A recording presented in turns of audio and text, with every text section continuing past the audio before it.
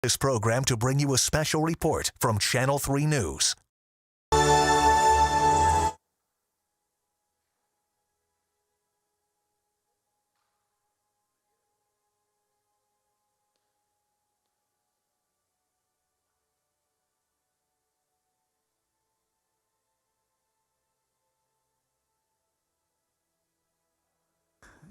Good to be back with all of you. Jon Husted is not here today. Dr. Acton is, and Lieutenant Governor is working on some of the business rollout that we're getting prepared to announce in a few days. I want to start by saying to our son Brian, happy birthday. Happy birthday, Brian. There will be a time when we'll play minor league baseball again. We all look forward to that. I'm wearing today the University of Toledo tie, and we have a number of people on our team who went to UT. Sarah Acton, who went to the law school, graduated from the law school, and Michael Murray, who graduated with an undergraduate degree. They're two people I rely on every single day, and I will give them a shout out and tell them how much I appreciate all the work that they do. Let me start off with kind of a good news story. One of the things that has been so impressive that I've seen and observed is how Ohioans have just come together to help each other. Let me tell you about some wonderful people in Marietta, Mid-Ohio Valley. Eric and Sarah Sauls have turned their restaurant, Joe Mama's Kitchen, into a meal service for senior citizens. When the stay-at-home order was issued, Sarah, who is also a nurse, became concerned about the senior citizens venturing out to the restaurant to get their carry-out. So they decided to only serve senior citizens for a minimal charge of $5 per meal. If someone couldn't pay, Joe Mama's Kitchen would find a way to get the meals paid for. Word traveled fast throughout the community. Donations kept coming in from organizations and from individuals. Now every single meal has been paid for, and the donations continue to come in. Volunteers deliver these meals daily to the senior citizens on 13 different routes and include people of all ages, including high school students. There's always a need for these helpers in all of our communities throughout our great Buckeye State. I encourage all of you to look for these volunteer activities if you can do so safely while practicing physical distancing. I salute Joe Mama's Kitchen, their volunteers, for stepping up during this time. What a great, great story.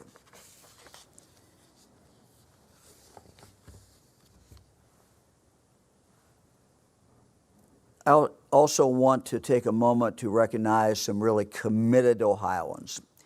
Today is National Medical Library Professionals Week.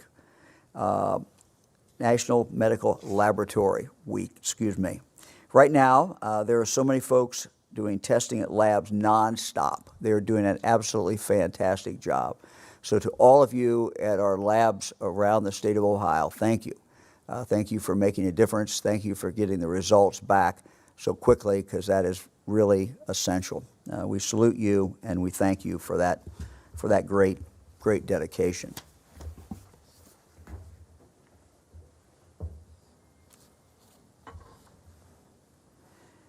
As you know, to test for COVID-19, we use testing kits, and to be able to test samples, a reagent is needed, a reagent. The reagent is this kind of the secret sauce that's necessary to tell if a sample does contain the COVID-19 virus or whether it does not. Each testing company uses a different type of reagent, and those reagents have been extremely limited. And we've talked about that before, that the limitation, the fact that we do not have enough reagents has limited the testing that we can do in Ohio. One of the reasons we've been limited. That's caused us in Ohio and across the country to test fewer samples than we would have been able to do if we had unlimited amount of reagent. On Sunday, I spoke with the Food and Drug Administration. And also on Sunday, I spoke with Vice President Pence about this.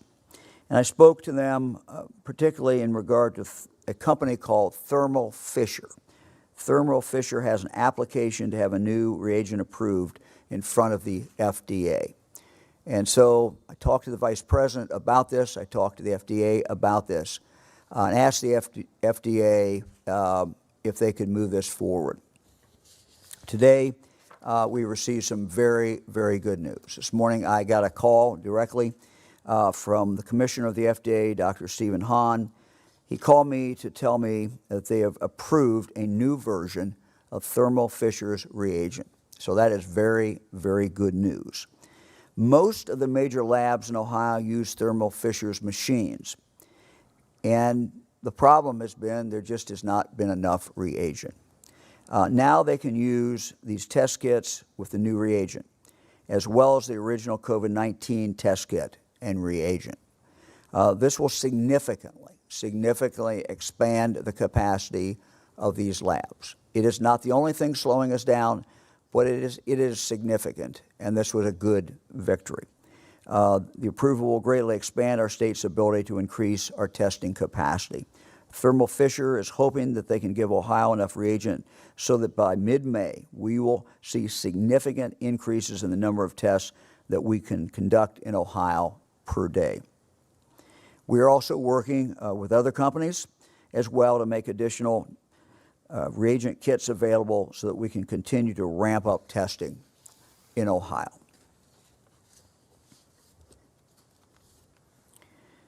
As I said, this is very good news. Testing is vital as we begin to reopen our economy. We want to reopen the economy. We want to get people back to work. It's important that we do it the right way, that we do it the safe way. And the ability to test and test further than we can do today is one of the components that will go into that safety. The others, of course, have to do with the workplace.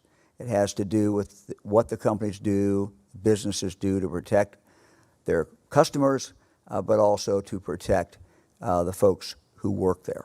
But testing is one of the things that we need to really be able to see this succeed as we move forward. I'm announcing today, because of the importance of this, the formation of a testing strike team that will be led by two former Ohio governors, Governor Dick Celeste and Governor Bob Taft. I called each one of them this morning and asked them if they would do this. Each one, without hesitation, said that they would. And for that, I am extremely grateful. These two leaders have a depth of experience in Ohio and internationally. They know their way around Ohio. They know their way around the world. Simply put, these two individuals know how to get things done, and they know how to make things happen. They will work with Ohio leaders from business, from higher education, and from public health to be part of the effort to help us source critical testing items. And they will work also to oversee what we are doing within the state of Ohio to make sure that we are maximizing the capability that we already have here. Expand the capability, maximize the capability that we have. Although from different political parties, they both started in public service in similar ways, and their career paths have some remarkable similarities. Early in his career, Governor Celeste worked at the Peace Corps headquarters and was also then personal assistant to the United States ambassador to India. As a young man, Governor Taft served in the Peace Corps as a volunteer in Tanzania. Sorry about that, Bob. They both served 2 terms as governor of Ohio, and after their terms, they continued their careers in higher education. Governor Celeste as president of Colorado College, and Governor Taft as a distinguished research associate at the University of Dayton. Governor Celeste was also a state representative from Lakewood, Ohio, Lieutenant Governor, Director of the Peace Corps, and Ambassador to India. Governor Taft served as Hamilton County Commissioner, State Representative, and Ohio Secretary of State. As you can tell from these resumes, these are two remarkable individuals, and I'm very grateful that they were willing to come forward to help me, to help the state of Ohio as we move forward. They both love Ohio, and they both, as I said, were quick to say yes when I asked them if they would do this. They will use their skills, their talent, their experience, their contacts, their life experiences to help us in this critical mission to make sure that we improve testing and expand testing in the state of Ohio. Let me now ask Director Ursel McElroy to join us. Yesterday, I was hearing the director exceedingly well and watching her on the screen. When I got home, I found my wife Fran said that nobody else could hear her besides those of us in this room. So I've asked the director to come back and tell us exactly what is going on in her office and really tell us about how they are dealing with the coronavirus. Director, thank you. Absolutely. Thank you, Governor. Happy to join you again to highlight this very important issue, access to high-quality care for all Ohioans without COVID-19 and those who contract the illness.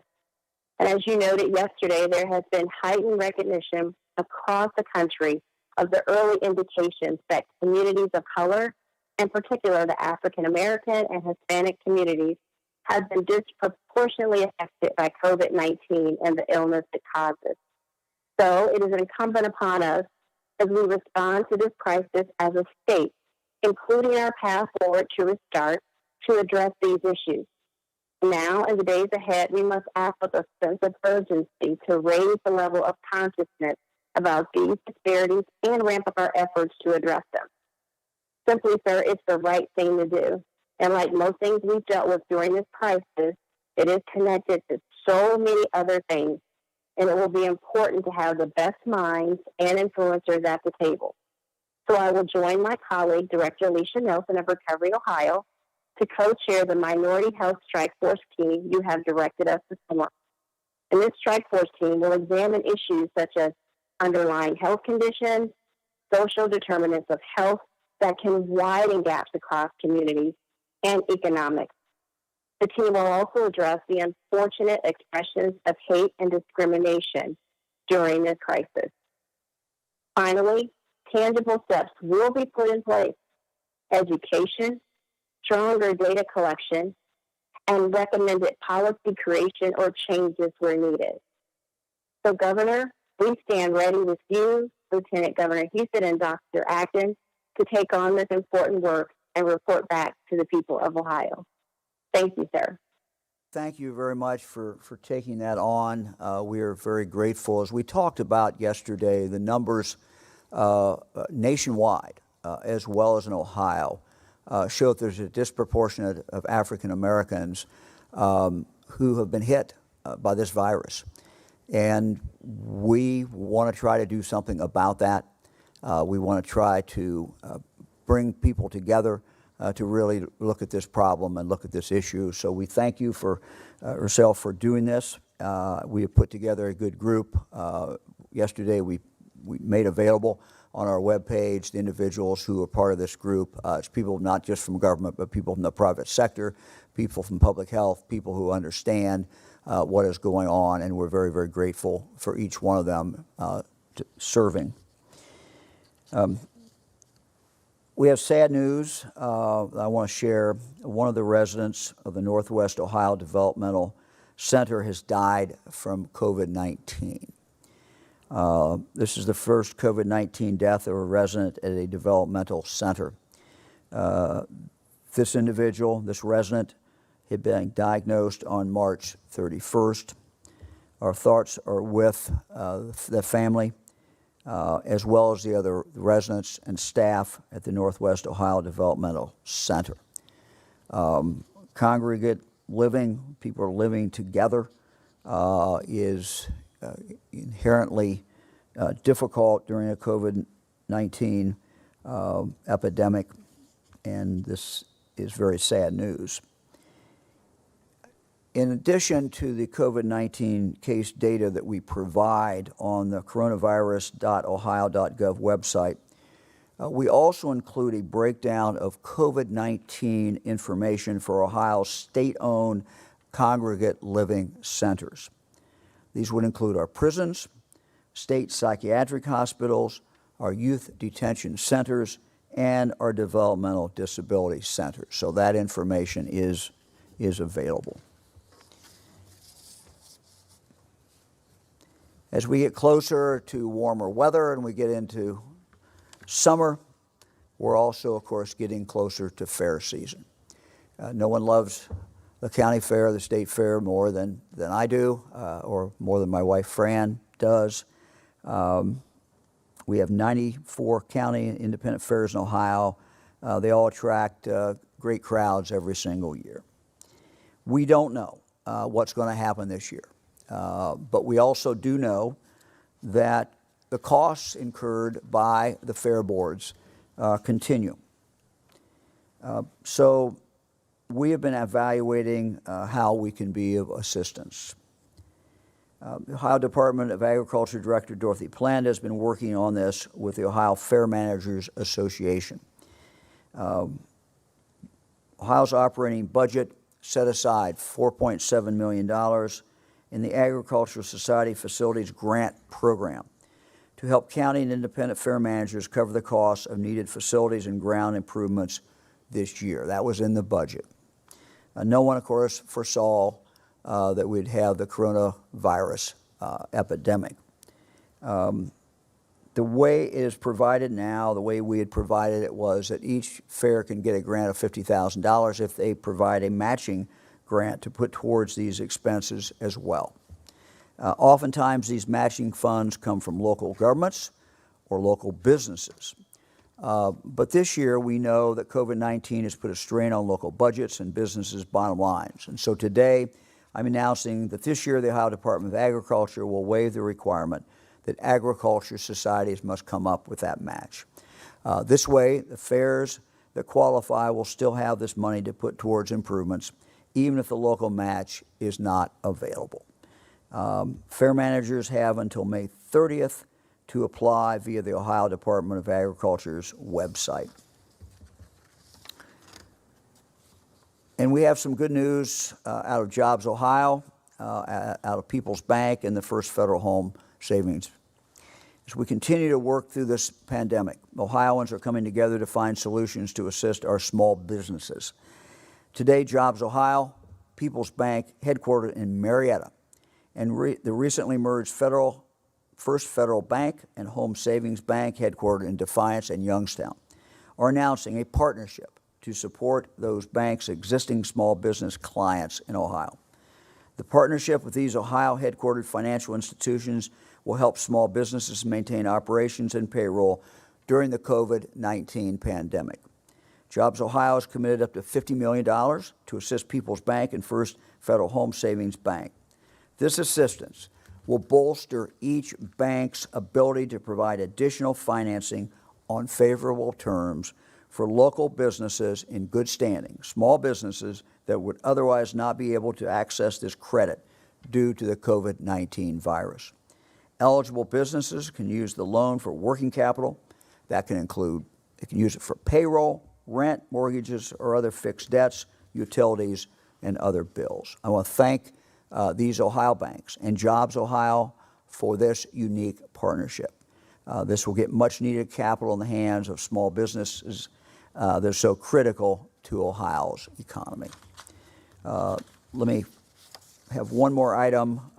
Less than 2 weeks ago, the Ohio Bureau of Workers' Compensation Board of Directors approved to send up to $1.6 billion in dividends back to Ohio employers.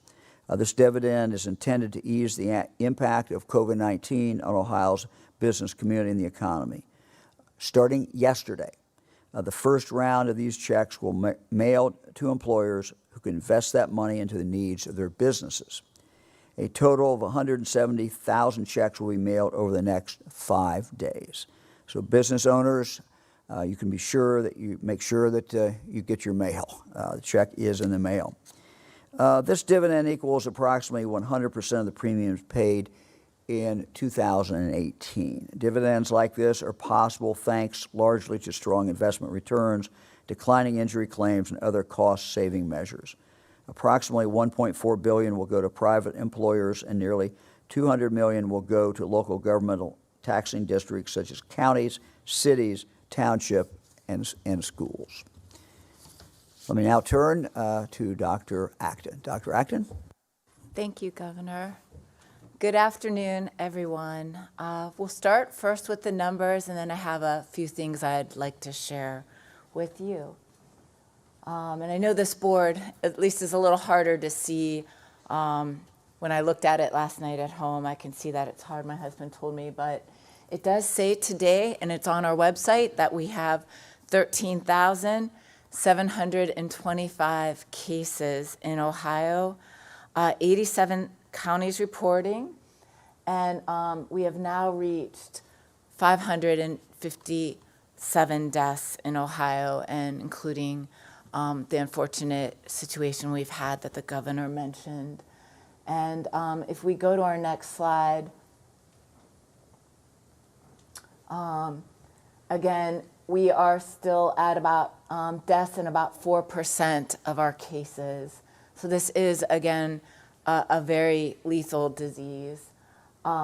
We have, at this point, still a majority of folks being tested being healthcare workers, and also people in long-term care facilities or higher risk groups who really are in need often of hospitalization. But we've reached now 94,000 tests having been done in Ohio. Next slide.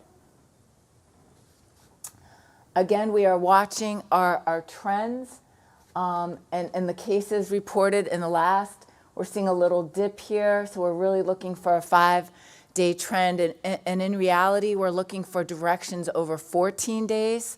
As we start to look for changes as we move forward, every decision and every move we make will be based on 2 to 3 weeks, because it takes about 2 weeks to see from someone getting infected to seeing that they actually have the infection. And then we look for longer term changes in our hospitalizations and our death rates. Again, we know our numbers are still the tip of the iceberg because we're not testing many of the cases.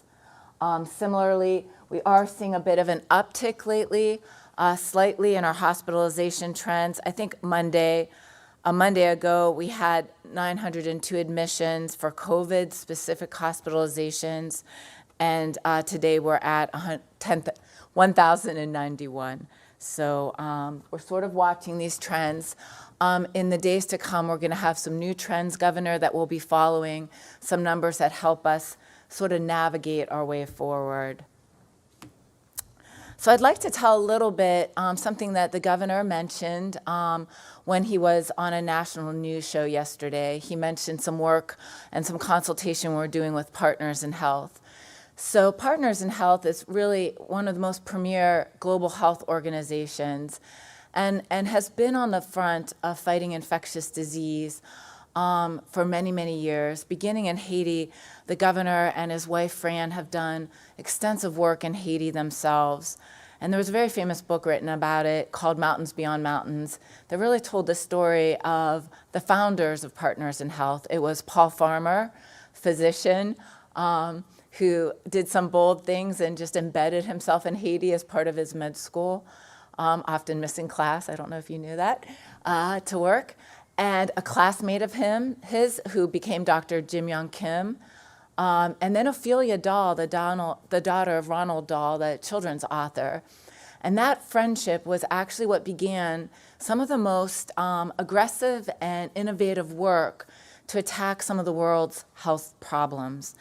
And Jim Young Kim particularly, he went on to be the president of Dartmouth and head of the World Bank. And early on in this, I was able to talk with him, and we had a really great conversation about what other countries around the world were doing, where they were really starting to make some advancements in battling this virus. So as the governor said, we will be engaging with Partners in Health and others. We have a call scheduled tonight. But slowly we've been building a workforce so that we can not just sit back and watch this virus unfold, but really get a lot more aggressive and take it to the virus. We don't want to just flatten this curve. We want to stay ahead of the curve. And we are all enduring what was a blunt instrument, a blunt surgical tool of the social distancing we're doing. But in the future, we really see a path where we have a much broader range of tools to fight this war. Now, Dr. Kim said in an article that published recently that you need 5 things to work your way forward. We all know that we're going to need to live with this virus, and we're going to live with it for a while to come, at least 18 months. So what the governor's team, and with the hope of our past governors and others, is we are building an extensive response and recovery plan and network. You have to be able to do the social distancing that we're doing. The things that we're doing and the additional new things we've added continue to be a very powerful weapon in stopping the spread of the virus. But you also have to do testing, and we are pushing the envelope every possible way because you have to test someone to know they have it. And then you have to do contact tracing, which means, again, those disease detectives who talk to you when you're a case and find out everyone you've been in relationship with, anywhere you've gone in the past 14 days. And then those contact tracers reach out to those people and tell them to quarantine for 14 days. And when we have enough testing, test those folks. And in doing that, you can start to snuff out what could be the spread of the virus. And additionally, you need to isolate and quarantine people. And the 5th part is you need excellent treatment. And our treatment is evolving, ultimately a vaccine, but it could be an antiviral. It's new things like the plasma that we're doing when we're doing serum, where people with antibodies can be transfused into people who are sick. And so all new tools will come. So it's social distancing, contact tracing, testing, isolation and quarantine, and treatment. And what Jim Young Kim said was, hope is of little use unless it's accompanied by a bold and vigorous plan. And the governor, and what he'll be laying out for you before we get to May 1st, but in the days to come, is more and more parts of that bold and vigorous plan for Ohio. So there are going to be 2 parts to our efforts. One is this army of workforce, because the people we had who usually do contact tracing were, public health department-led epidemiologists. But because this is a global pandemic, the scope is so big, you need an army. You need 10 to 15 people per 100,000 population. And that is the army we've been building and are continuing to build. And so being able to see that outbreak, whether it's a prison, a nursing home, a community, a couple of cases that were associated anywhere, and be able to do that work is a way, that's the firefighting side of our house. When we see an outbreak expanding, that we can snuff out the fire. And we're building a command and control structure that sees all the fires in the state and moves on them. And if they don't have enough PPE or they don't have enough testing, we are moving resources so that we can quickly put out the fires of the spread of infectious disease. Ultimately, we knew that one person could give this disease to 3 people. But what we want is to ultimately have one person giving to one person, ultimately one person giving to a half a person, and less than a half. And in watching that virus spread and decreasing it, which is what social distancing did, we snuff out the fire of spread and we stop the virus from ever becoming something that takes out our hospitals. On the other side of our plan is what I'm now calling the dimmer switch. And this is everything that all of us wish for. This is where we all wish to get back out and get back to the things we're doing, whether it be work or other activities. So you got to put out your fires. And what we did getting into this was flip the light switch. But to get out of this, we have to slowly move a dimmer switch, watch a bunch of data and reaction to make sure not too many fires start happening, because every time we open up, it is guaranteed that we will increase the spread of this infection. But the question is, can we control it? And that's the dance that we will be walking. So you do a few moves. It might be in the area of business, it might be in the area of schools, it might be the area of parks, it might be in the area of what you do at a hospital. All the policies and things we've done, we have to weigh risk and benefit.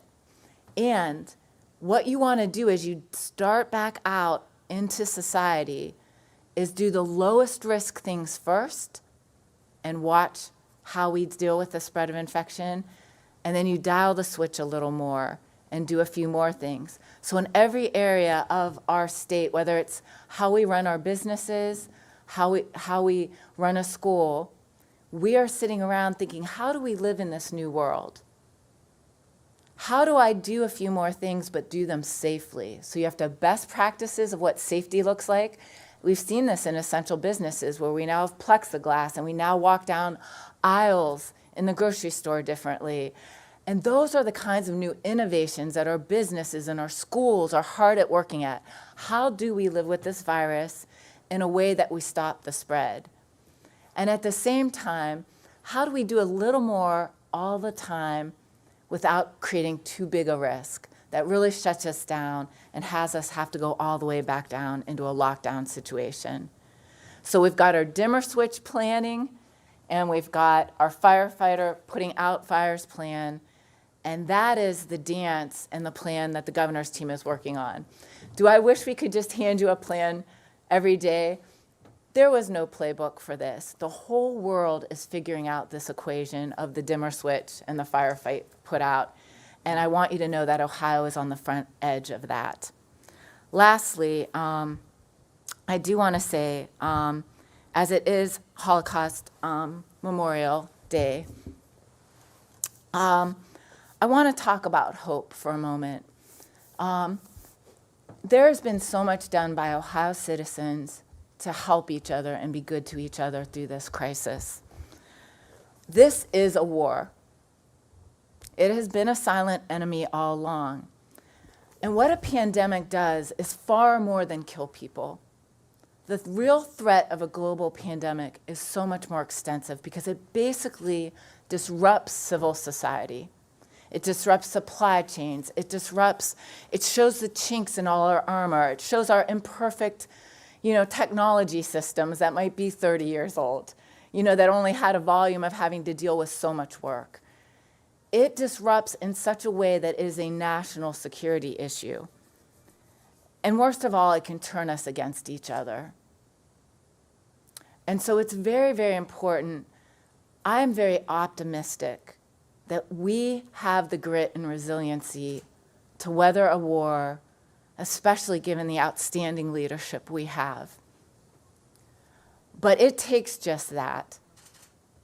It's going to take us digging very deep and having good days and bad days and digging deep again. And I tell you, I myself refight that battle every day. You're not alone in that at home. But it is about the heart and soul of our country. And it reminded me, again, as a person who has a blended religious background, my real birth mother was Christian. My real birth father was Jewish. I've studied and understood all faiths, and I look for inspiration. But this is a book that was worth digging out again. It's Viktor Frankl's seminal classic. He's a physician who survived the Holocaust, and his book was Man's Search for Meaning. And to endure hardships, whether it be a really rough childhood that doesn't end on a dime but goes on and on year after year, or to endure something like a Holocaust or the myriad of other horrors that people endure even on this day all over the world, even in camps right now in Syria, these things are endured by not just hope alone. What he learned as a psychiatrist was it was dealing with reality. You have hope, but first you have to know the reality of the ground you stand on, and you have to accept it. You can't wish it away, you can't push it away. And the people who survive can balance understanding the reality, but still having that optimism and hope. And in that balance, hope alone, people don't survive, because as they go through wave and wave of disappointment, it knocks the wind out of them. But our resiliency is marrying those. And I think the reality is we have this tough road ahead. It's not the world we knew for any of us. And together, we'll build a resilient, strong path forward. So that is my wish for you. Thank you, and for all of us. And thank you very much. Jim Oddie, first question. Thank you, Governor. Thanks for doing this. I have a question. Yes. Relative. I realize that every state is different, but the state of Georgia has already announced a long, long list of businesses, barbershops, hair salons, bowling alleys, gyms, fitness centers. Does that make you, first off, think that our plan should be a little bit more open? Have you yet decided what phase one is going to look like, and can you give us a better idea of what's going to fit into that phase one? The goal, Jim, is to get as many people back to work safely as we can. And so, you know, we've kind of laid out, we'll talk in a few days about what we're doing with hospitals. We're trying to open hospitals up. Hospitals are a safe place to be.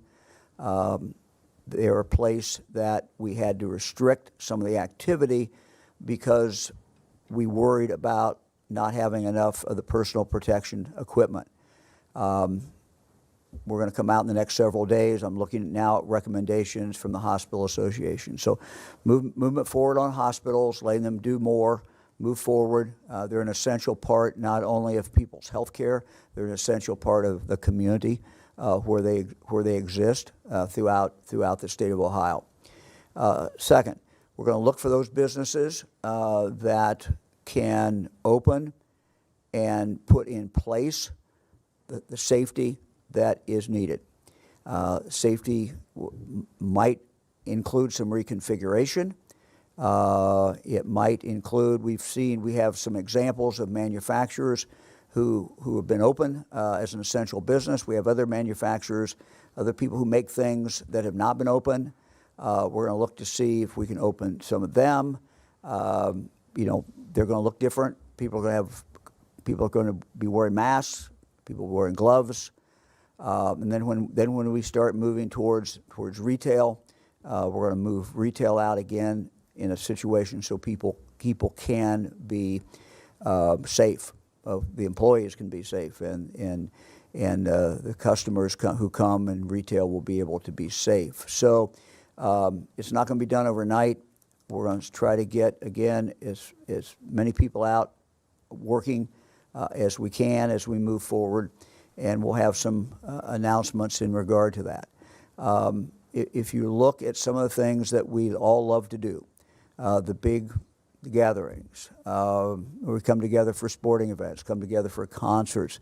Those are not going to be the first things that open up because those present the most challenges for social distancing. So we're going to do things where we can get the most number of employees back, people working back with the least risk, and that's where we're going to start. But it's going to be working very, very closely with the business community to get it done. We're very mindful of the great desire, particularly among all business, but certainly among small business, to get back at it.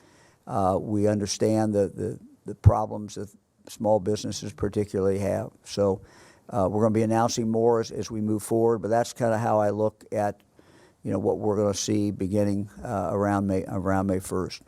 Thank you, Governor. Hi, Governor. Hi, Dr. Acton. This is Molly Martinez with Spectrum News. Following in that same vein, once the economy does start to reopen, I imagine there's going to be a huge influx of people sort of flooding. I think we're all a little cabin fevery. Will there be any incentive to get people to voluntarily continue to self-isolate?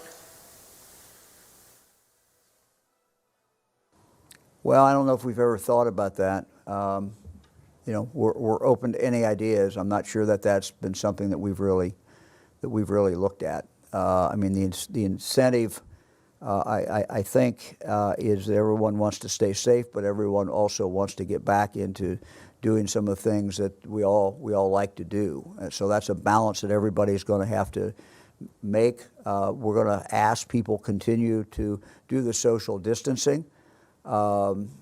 That's going to continue to be part of this. You know, the workplace is going to look different. Retail shops are going to look different. So it's going to be different. But again, these are not going to be things that people can't figure out how to do. I mean, what we've seen in the last few weeks is with the businesses that are in place, people have kind of figured out how to do it.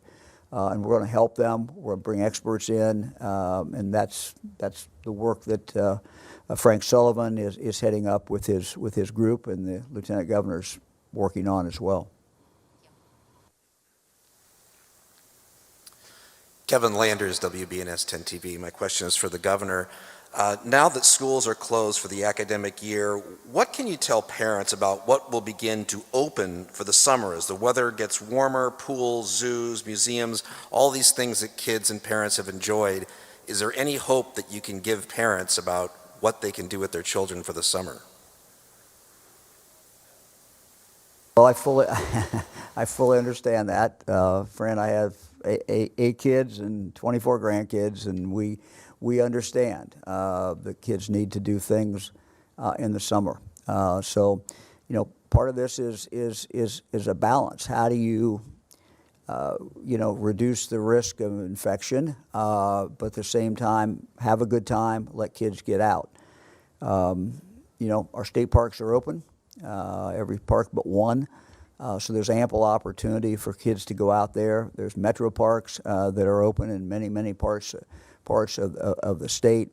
You know, there's a lot of activities that people can do and continue to stay apart, and a lot of those are activities outside. We're seeing, as it's been reported in the news media, a run on garden seeds, and people are planting gardens apparently at a record rate, getting out, and as Dr. Acton says, you know, getting their hands into the dirt.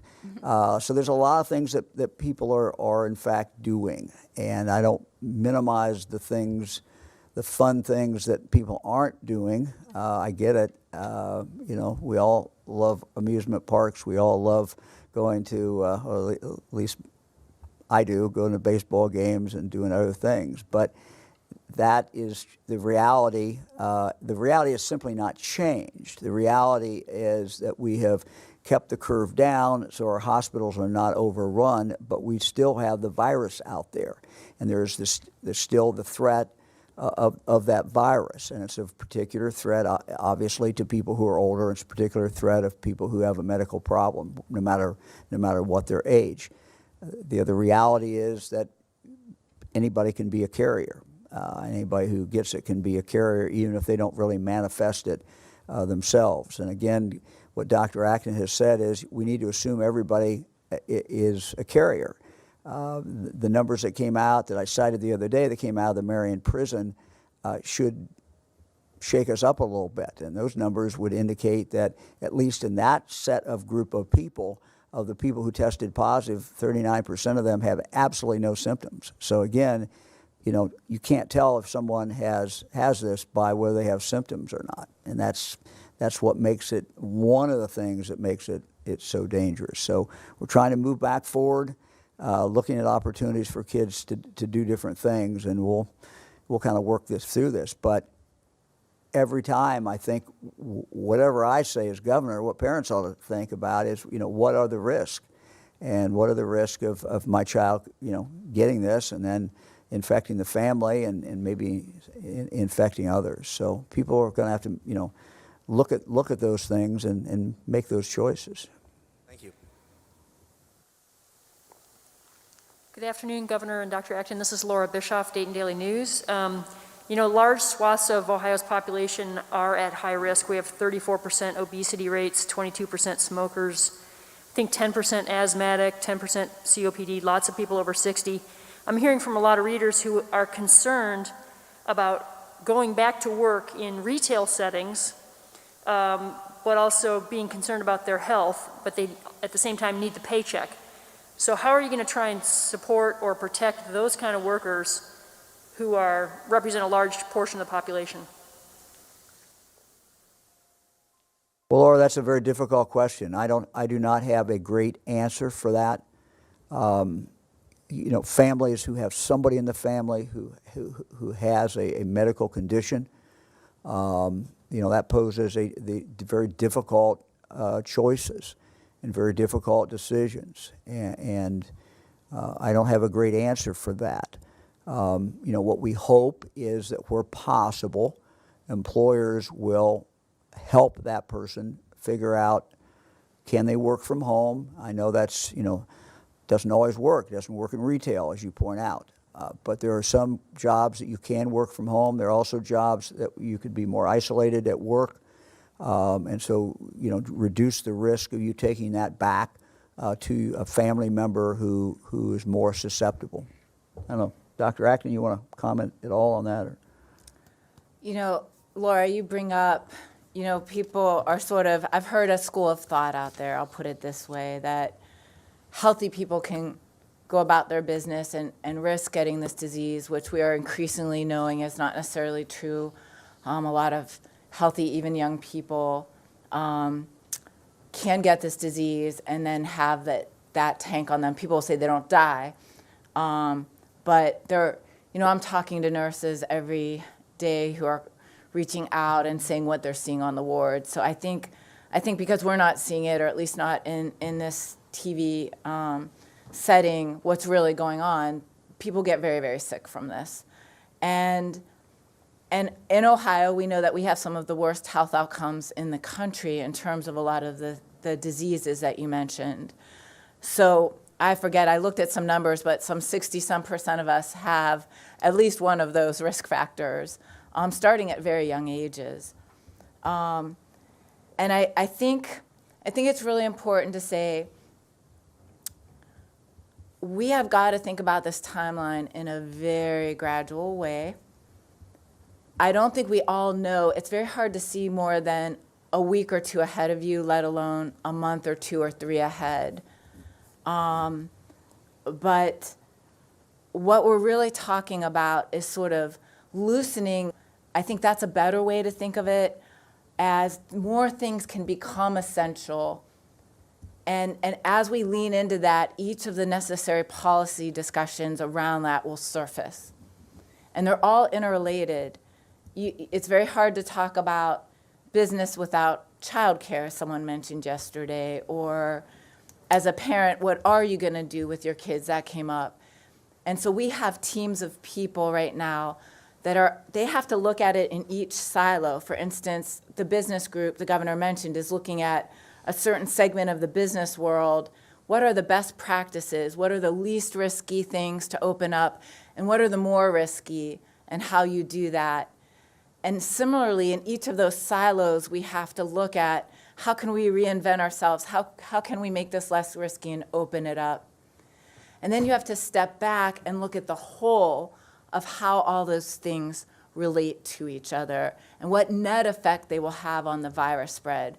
It is a 3-dimensional chess game of policy, and that's why you are seeing just the really agonal kinds of work behind the scenes. And we all want quick answers to the one question, can I go to camp or not? We're really not out of the woods yet. You know, our numbers are still plateaued, and we don't know how long it will take for them to come down. And we're trying to get the answers to those policy questions, but balance getting us out and about in our livelihoods as well as our lives. So it is a very complex discussion that doesn't lend a quick answer to your question. But I think those are the questions and walls we will all hit across this country and all around the world as we try to work our way out again. Thank you. Hello, Tara Morgan with ABC6 News.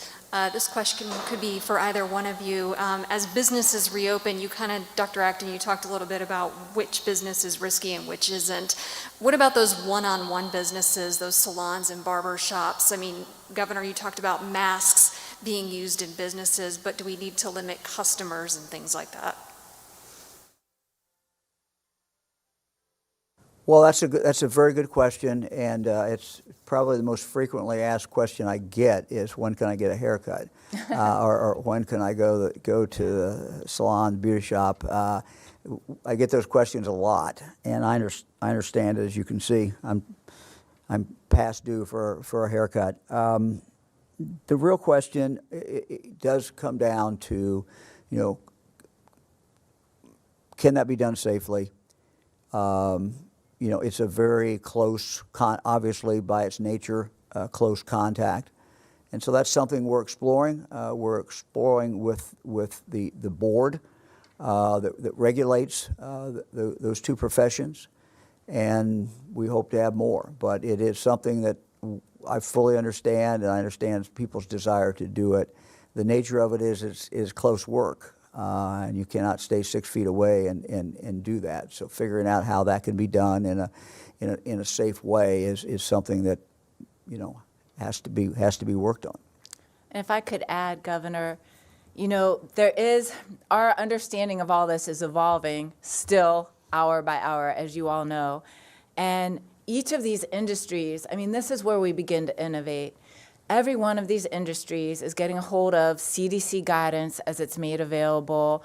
You've got NIOSH and you've got OSHA, and people are working collectively. It's not something we're having to invent all ourselves, but whole industries are trying to figure this out for themselves. So now that we are all starting to understand this virus better, I think where we're going to see is a lot of these industries trying to figure out ways to make it as safe as possible. So it really is going to be a partnership way beyond. This isn't just a government thing. This is really the whole private sector, all our best ingenuity being put to the test to try to figure this out alongside the health and the science. So I think we'll see a lot of innovation yet to come, and these answers yet to unfold in ways that none of us would have dreamed possible.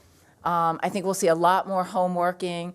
Anyone who telecommute reasonably and keep their business going should keep doing that. Like, anyone who could maximally do things the way we're doing it now but still advance their work should do it. And the ones that really need that intimate contact, those are the ones where we're trying to figure out how to do it differently. Thank you.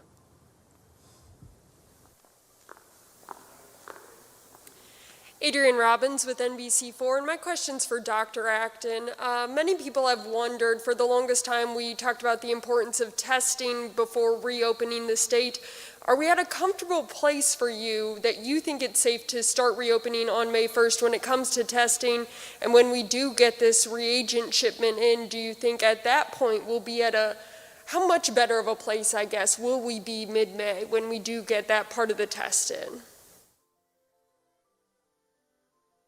So as I've often described May 1st, to me, we got into this and we had to do some orders in some very blanketed ways. Like, it was a quick shutdown. And really, again, when they write the history books on this, it's pretty much a miraculous thing that we did. And it's really the people at home who have done this. But those policies were made boom, boom, boom. And you couldn't get, these are very hard things to get in the weeds on. Now, with some time, we have whole teams forming and working on each of those nuanced things. But I see May 1st as really a kind of revisit of all of that and seeing what else could be almost made more essential and how can you expand that more.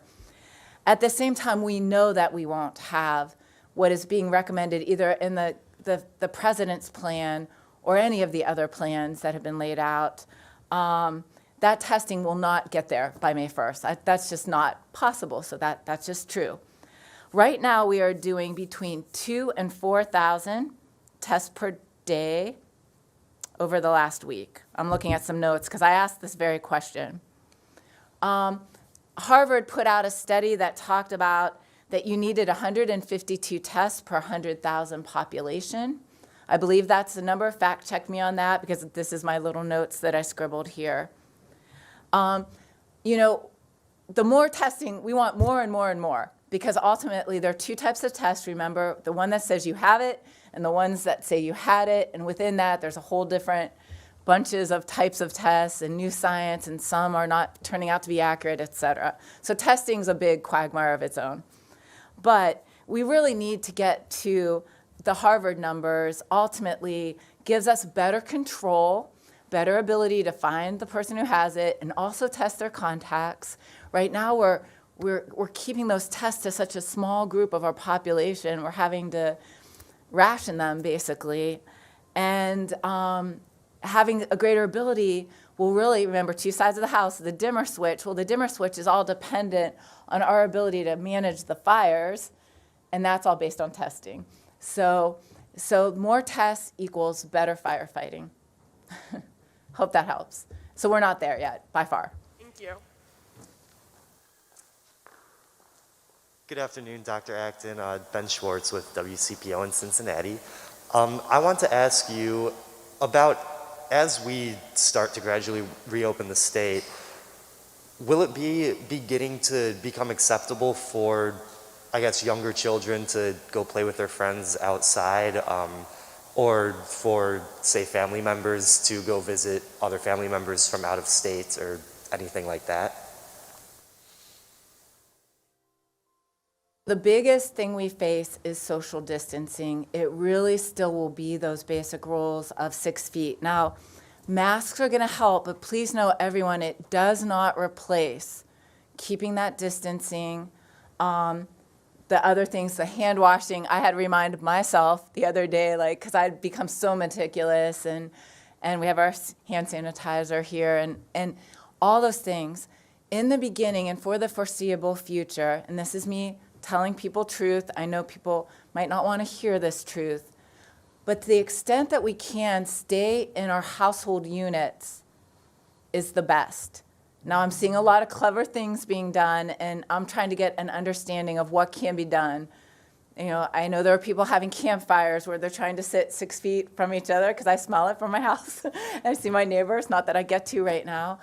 And I think that's something we're trying to understand. But the truth of this is, when you even think about going to work, it should be essential. Like, you should be going to work and coming back home and still doing the go to the grocery store once a week if you're healthy, and wear your mask while you're out there. And the business is doing it in this right way. The truth is, we should still be in our clans for quite some time to come. And the more you do that, once again, I am saving you, you're saving me. This virus loves to spread. It will still overwhelm our healthcare system. It will still overwhelm consumer confidence and people's feeling about being out and about if they start to see a lot of people around them get very, very, very sick. So it's all, we like to see these things again as all not interdependent too. And unfortunately, that effect, it's sort of the butterfly effect, that one little thing each one of us does, it magnifies over the whole of our whole population.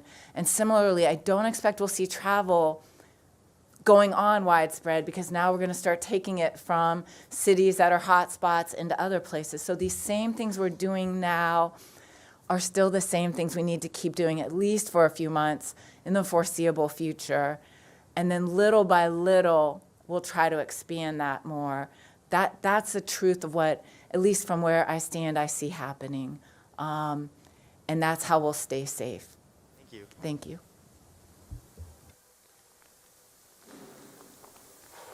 Hi, Andy Chow with Ohio Public Radio and Television State House News Bureau. For the governor and for Dr. Acton, it seems like the widespread amount of testing at Ohio's prisons revealed a lot about the virus, as much as, you know, the asymptomatic, how people can be asymptomatic but still have it.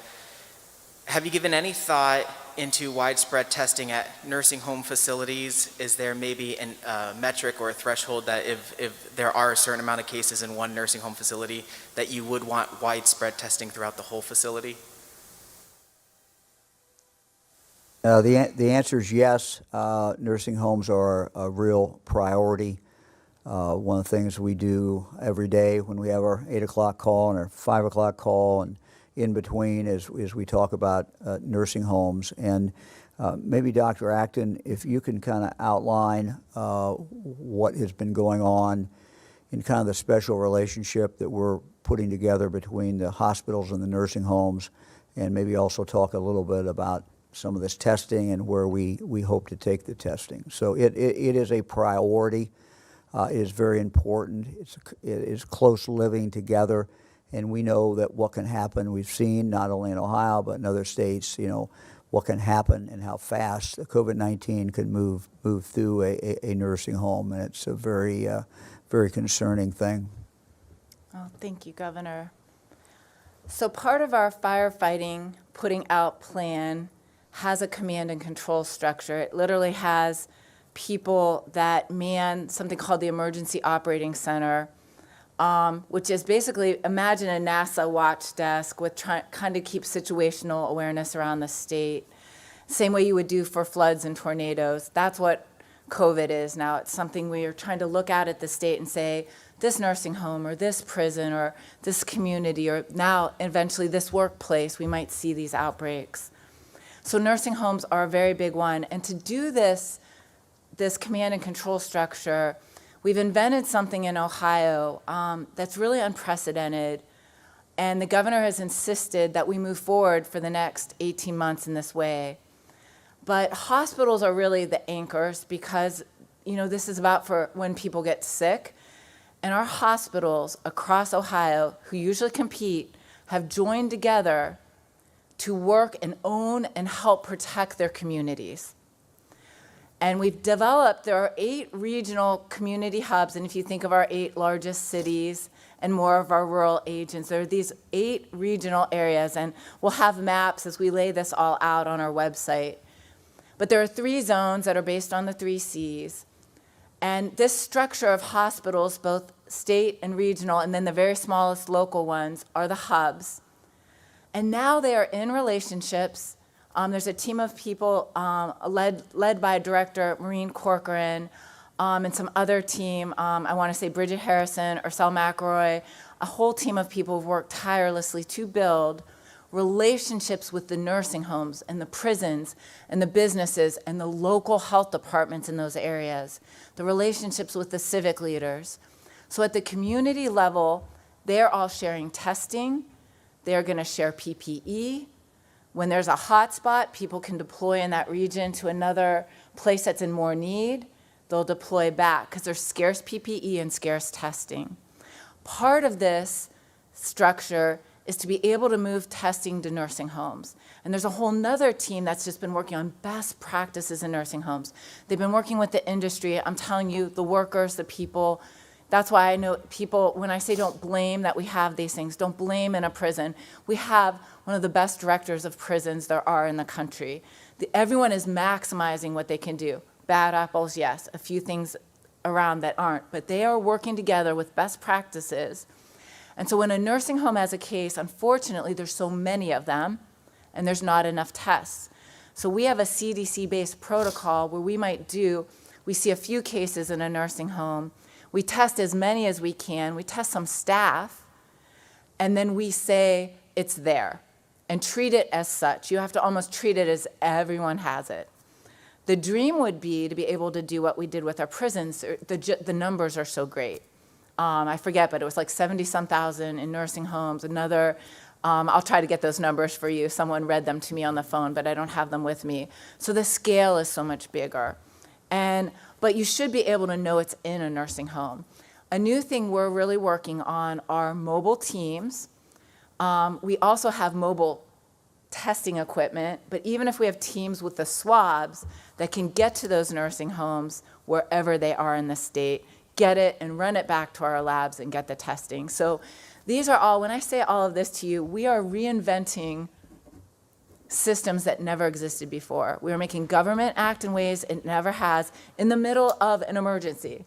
We are building relationships across industries that did not exist in the middle of an emergency. And what's gluing it together, quite honestly, in Ohio, again, I'd like it to look all pretty for you, that we have literally been building it as we go. But the heart and soul of the people leading these efforts and their passion to be at the front of this in Ohio is leading us to unprecedented levels of cooperation and innovation on behalf of the governor. So nursing homes, that is our goal, eventually to be able to even test throughout them. Andy, more testing, that's our goal, to be able to surge in when we see that there is a problem.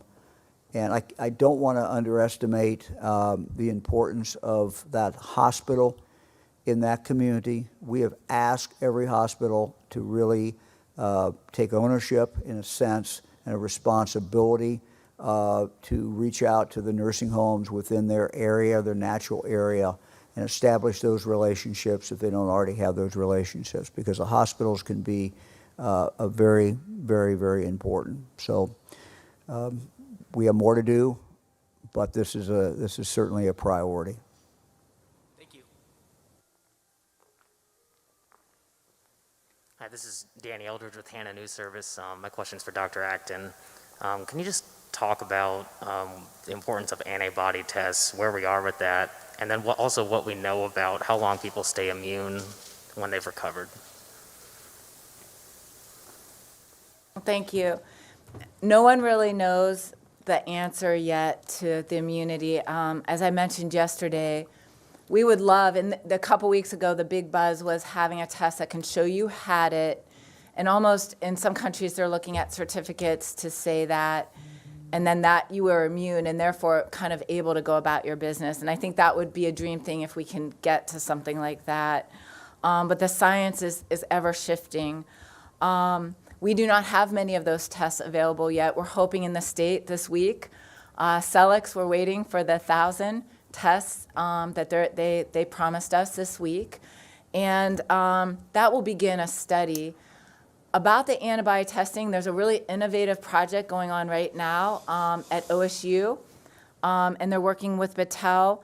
There are many people right now trying to find the right tests that we can do antibody testing on. Not just to tell us if you've ever had it, which is all I need to do, figure out the prevalence in Ohio with our 1,000 tests, but we really would like to see if we know that you've actually really built up the immunity, that it's almost like a vaccine, that you were vaccinated, that you have that level of immunity. Again, that's the science fiction stuff that itself is miraculous right now. I wouldn't be surprised if we get somewhere on this. Will it be in the next week or two? No, but I think all the scientists in the world are rushing to answer your question.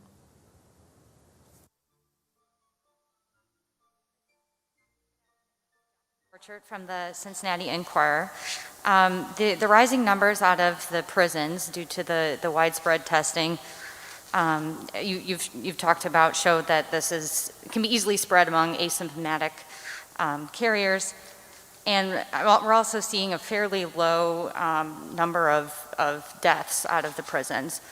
What, if anything, can we read into the data that we are getting from this widespread testing?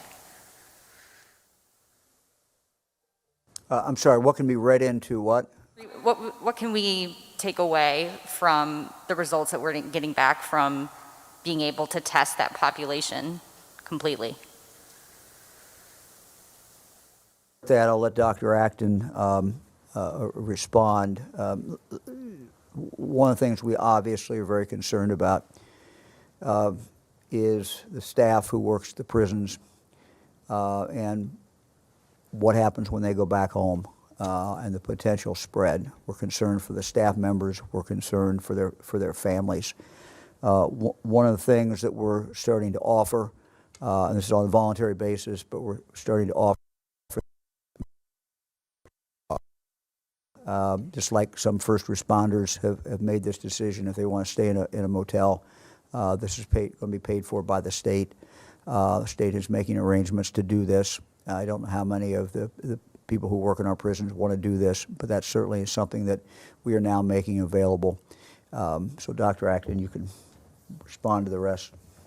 Yeah, I think the data from the prisons really does show us, and anywhere, probably in any prison now, that just like nursing homes, you expect to find it almost at this point. You expect that our cases will increase. Once you test, and if we were testing in our whole general population, we'd be seeing tons of cases.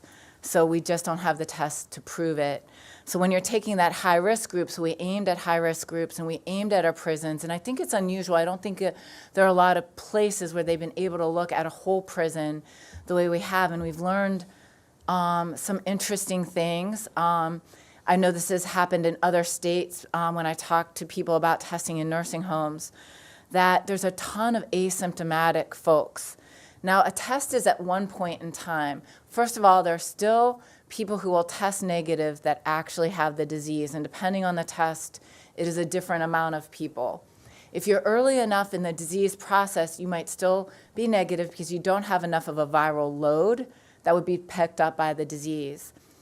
Remember, we used to say you're a case if you're symptomatic. So some of these cases, and we heard upwards of 70 some, it was like astronomical numbers that I heard 2 days ago in the prison that were asymptomatic.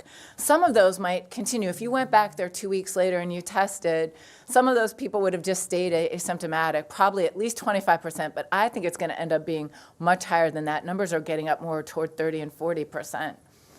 And they may never have even shown that they had the disease. But then a part of those that were asymptomatic will go on to start having symptoms. They were just too early in their disease process. So it's really following patients clinically over time. And remember, all of these folks are being followed very carefully, through the healthcare system in the prison that tells you a bigger story. And of course, we don't have tons of testing to be saying over and over time. The viral loads, I was told by OSU's researchers, Governor, that the viral load is so high on some folks that they have to stop and recalibrate the equipment because it actually contaminates equipment doing the testing. This virus is like your perfect science fiction invention. It is just that sneaky of an enemy.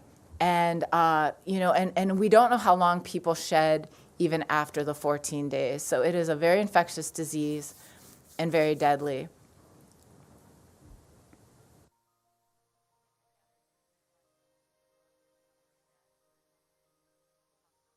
That have come from those test results from the prisons? I do not have the exact number of prisoners, at least on me, but I will look into that for you. How many were hospitalized? And I haven't heard any of that, so I'll try to see if I can find answers, Jackie.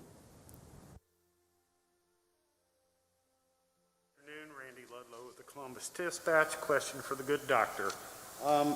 Doctor, I'm sure you just made some ears perk up when you were talking about you expect the virus numbers to go up when Ohio reopens. Was I hearing that correctly? Yeah, we should expect, nobody knows, Randy, what the real prevalence of the virus is at this point in our population because we can't test and get population level data. I've seen some studies and some best guesstimates from far greater minds than mine have been saying anything from 5 to 15%, but no one will know until we can test a representative sample of Ohioans, which is what we're attempting to do with this rigorous scientific study that I'm waiting for the 1,000 tests for to do with our scientists. And once we get those, it'll be 2 to 3 weeks, we hope, that we would know that. But the bottom line is most people haven't been exposed and aren't immune yet. And so the second we all go about and interact with each other, we should anticipate that we will spread the virus to more people and that we will see more cases and more people get sick. And Randy, let me put this in perspective. And I don't think what Dr. Acton said just a moment ago would be disputed by anyone. Once you start opening things up, the contact increases. The key here is to do it in a way that minimizes as much as humanly possible the risk. There are bad things that occur from a health point of view, and from other ways when things are totally shut down. So I don't think anyone thinks that we could stay shut down for a year or 18 months. The devastation to the state, families particularly, would be just absolutely unbelievable. So it is a balance that we are seeking. The goal is to open the state slowly, but get as many people back to work with the least health damage. Understanding that when we put people back to work, there are positive things that happen in regard to health as well as in regard to all other things in life. So this is a balance. This is a high wire act. This is not easy. And that's why we're trying to do it very carefully. We put together a business group and we've charged them with working with business and figuring out the safest way to open business and what business should we start with, where we can get the most people back for the least amount of exposure. But it's also why we cannot look at May 1st as a date when everything's back to normal. Things cannot be back to normal unless we want to just throw caution to the wind and proceed carelessly, recklessly. That cannot occur until this is over with and we have a vaccine. But we're balancing two things. Our need to move forward, get people back to work, but also to do it in a very rational way. And there are always trade-offs. And anybody that would stand up here and tell the people of Ohio there are not trade-offs would not be telling them the truth. So it should not come as a surprise that Dr. Acton says that once you start back, no matter how carefully, you're going to see those contacts go up, and certain things are going to happen. But our goal and what we're going to strive for every day is to be very careful in how we do it, be very logical in how we do it, make our comeback strong, but also make our comeback safe.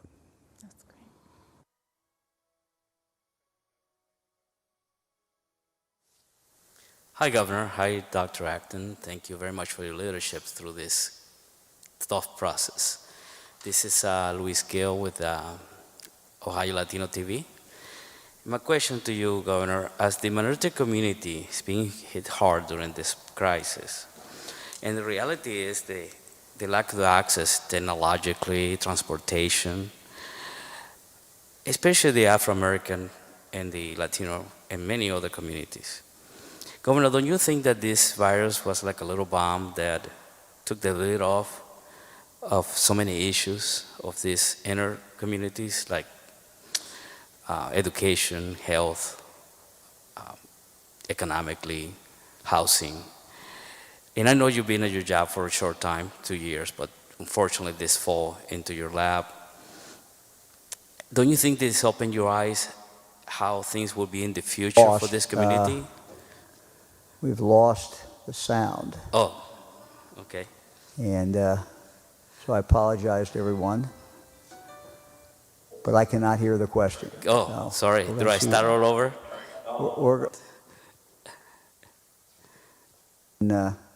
I got the economy and health, but I've missed most of housing, it. And I apologize. In the housing. We were also getting a very bad echo. Okay. That we were not getting with any other questioner, and I don't know what was going on in the room, but I was not able to pick it up. Can you hear me? Okay. I apologize, but Maybe you could try the question yeah, again. you want to try it again? Sure. Can you hear me? Okay. Repeated. Do we have it repeated? Okay. Yeah. Can you hear me? Okay. He's talking right now. Yeah. And try. Okay. Hello, can you hear me? Well, too. So. Just go in there. I'm not sure why. And then I was getting nothing. So. Okay, I'm here Ask still. him to pick up the phone. That will work, sir. Yeah, maybe pick up the phone. Maybe that'll work. Can we do that, or is that?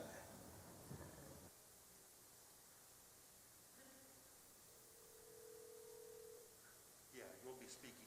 Go ahead, try again. Should I pick up the headset or no? No, just try talking again. Can you hear me, sir? You'll talk in. Can you hear me?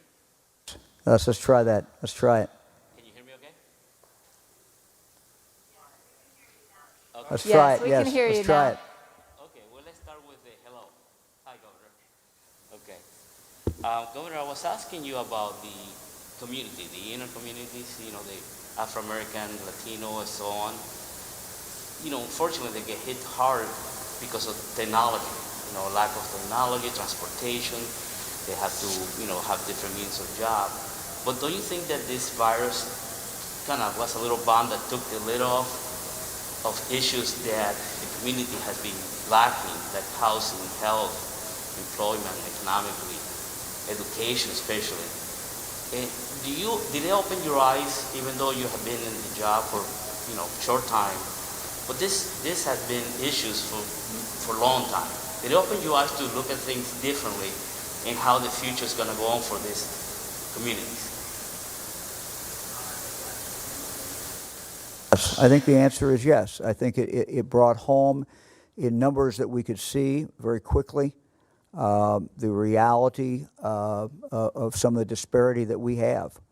You know, this is a disease, this is a virus that can impact everyone. Everyone can get it, but its impact certainly can be disproportionate.